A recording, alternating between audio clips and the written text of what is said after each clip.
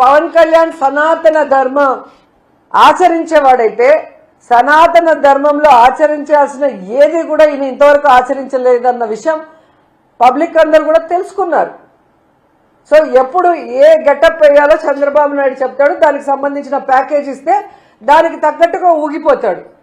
తిరుమల లడ్డూలో జంతు కొవ్వు కలిసిందని చంద్రబాబు నాయుడు ఒక అబద్ధం చెప్తే, విజయవాడలో షూటింగ్ లో ఉన్న పవన్ కళ్యాణ్కి తిరుపతికి వచ్చేదానికి టైం లేదు కాబట్టి ప్రాయశ్చిత్తం కోసం అంటూ ఏ విధంగా దుర్గమ్మ టెంపుల్ స్టెప్స్ ని పైనుంచి కిందకి కడుక్కుంటూ వచ్చినాడు.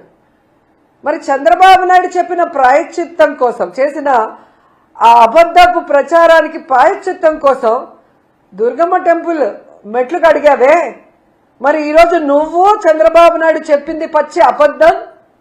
ఆ నెయ్యిలో జంతు కొవ్వు కానీ పంది కొవ్వు కానీ ఫిష్ ఆయిల్ కానీ కలవలేదు అని చెప్పి సాక్షాత్తు సిబిఐ రిపోర్ట్ కోర్టుకి ఇచ్చింది కదా.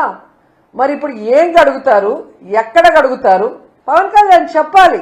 ఈరోజు భక్తులందరి కాళ్ళు కడిగి మీ నెత్తిన చల్లుకోవాలి. జగన్మోహన్ రెడ్డి గారి కాళ్ళు కడిగి మీరు నెత్తిన చల్లుకోవాలి.